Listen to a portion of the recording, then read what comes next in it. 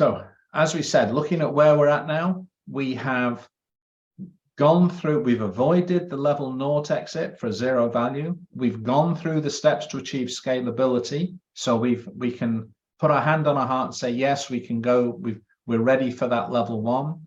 We've done the steps here to optimize the business, that internal optimization. So we can say that we're now ready for that level two exit. And we're now ready to avoid the death spiral and really push hard for this high value breakout. So this is what we call the level three strategy. This is not applicable to everybody, but I'll share it with you because it could be something that you feel, I've got enough runway, I've got enough understanding, I really want to go for this high value exit. So strategy number 6 is growth through mergers and acquisitions. So the starting point for this is that expense to profit exercise that we talked about in the level 2 process. And this is where we bring our cost centers in-house and try and turn them into profit centers.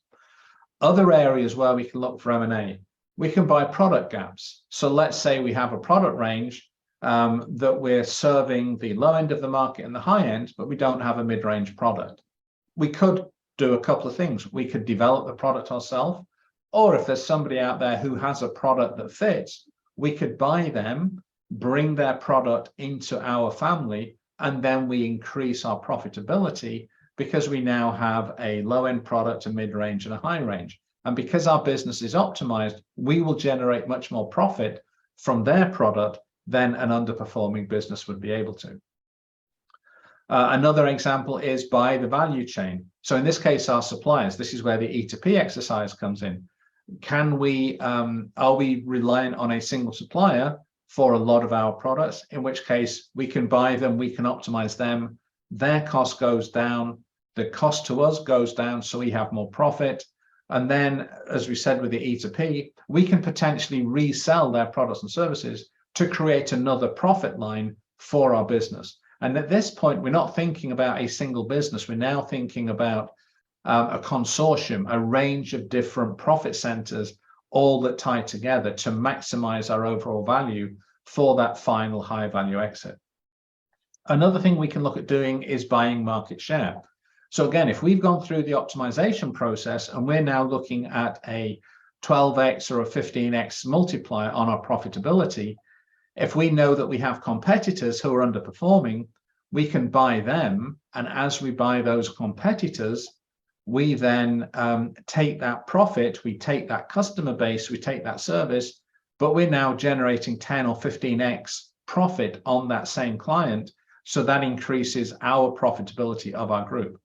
And the other thing is we could potentially buy our customers. Now, this may seem odd, but let's say that you had a customer who was using a lot of your products and services, but you knew that that customer themselves were suboptimal. They weren't maximizing their marketing. They weren't maximizing their revenue, but they had a nice niche market.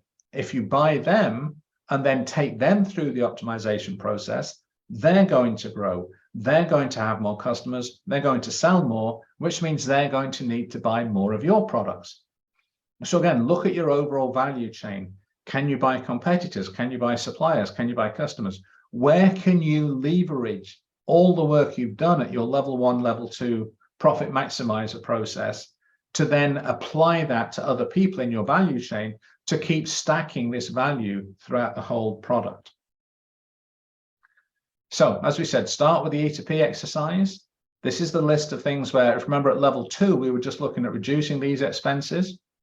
Now, as we go to level 3, we do an analysis.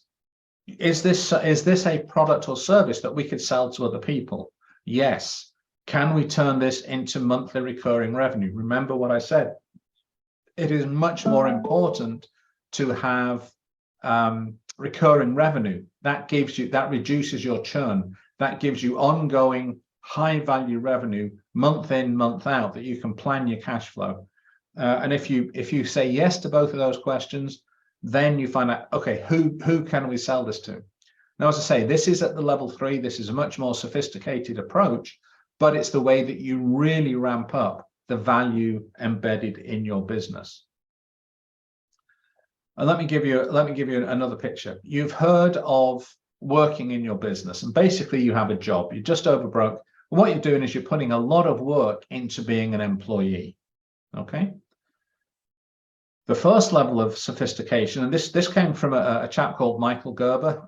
He was writing in the 90s and the 2000s. He wrote the book The E-Myth, which was a bestseller about how to work on your business, how to systematize the business so you're behaving as a business owner, not as a glorified employee, and you are actually owning and building a business. And he said that you need to be working on your business. You need to be creating those systems and those processes that other people can do on your behalf.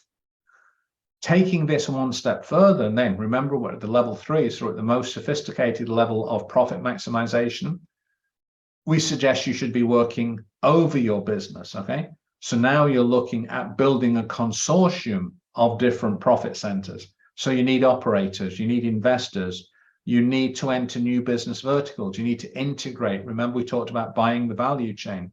All of these things come in, which is why we don't recommend level 3 for everybody, but it is there for those people who feel that they have the wherewithal to go for that really high value exit. And I'll give you an example of this.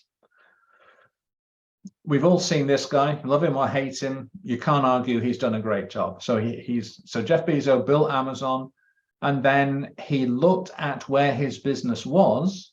Okay, he realized that moving packages around was limiting. Okay, you remember going back to the hockey stick analysis. He could only go so far by improving and optimizing his package delivery, his online sales and package delivery business.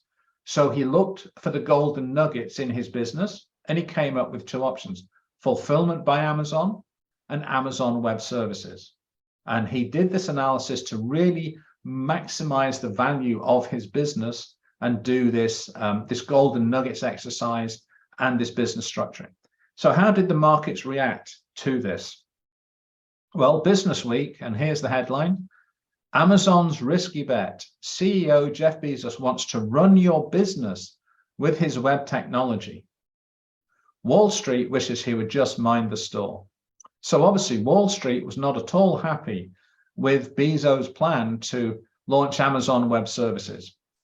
Who are you going to bet on, Bezos or Wall Street? Okay, same as me. If I'd have known this at the time, I'd have been happy to bet on Bezos. This is actually what he achieved. If you look at his sales in his American market, okay, he was making $146 billion in sales. From that $146 billion, he was clearing $7 billion of profit. Now, $7 billion is not shoddy, but it's about 5% of his total sales. And that's about what you would see on high street retail, probably a bit better than high street retail, okay? But still 5% profit on $146 billion worth of sales. If you look at his international business, he was making $66 billion of profit, but actually losing $2 billion worth of sales, okay? $2 billion worth of profit. So if you look at the Amazon online shopping and package delivery business, $212 billion of revenue to generate 5% billion worth of profit. So that's less than 2.5%. That's actually worse than high street retail typically. Now look at Amazon Web Services. AWS only made him $26 billion. So compared to his 212, that's just over 10% of his net sales. But AWS made $7.4 billion in profit. So his risky bet made more profit by a factor of at least 50% than the whole of his package business put together. So this is where we say, look in your business, look at the golden nuggets, look at where you can create new profit lines, new product lines, new business centers. And this is where the real value, if you're going to go for that high value exit, this is where you can find that in your business. So again, let's just look at this. The M&A process, if we can get to our our sweet spot of greater than $10 million of revenue, greater than 20% EBITDA, this is when we become very, very appealing for private equity firms, for family offices. And this is where we can increase our value even more than we did at level 2. And some of the research I saw was that once we get into that PE level, we can see the valuation factor increases by an additional 47%. So we'd already got a 10x going to level 2, and then by going through this level 3, and this is just on our existing business, this is not factoring in all the other profit centers that you may be generating through this process. So this takes us to a 14,652% increase in business value. Now, as I say, this takes a lot of work. This is a 3 to 5 year process, but in doing so, at every step of the process, you're optimizing your business, you're increasing the value, you're increasing your cash flow, you're looking for new opportunities, and you rinse and you repeat, and that's how you build intergenerational wealth through your business.